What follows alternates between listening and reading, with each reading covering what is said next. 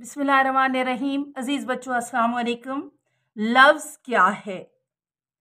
दो या दो से ज़्यादा हरूफ मिलकर लफ्ज़ बनाते हैं और लफ्ज़ की दो अक़साम हैं।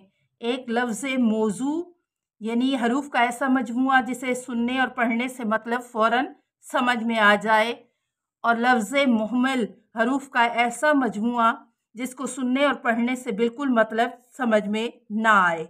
अब पहले की मिसाल है रोटी, पानी, बात, किताब वगैरह, और लफ्ज़ मुहमल की मिसाल है वोटी, वानी, जीत वगैरह।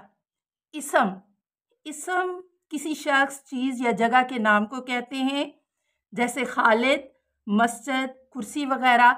और इसकी दो अक़साम हैं, इसम नकरा और इसम मारफा। नकरा से मुराद इसम आम जो किसी भी शख्स, जगह या चीज़ का नाम हो सकता है, जैसे मस्जिद, कलम वगैरह।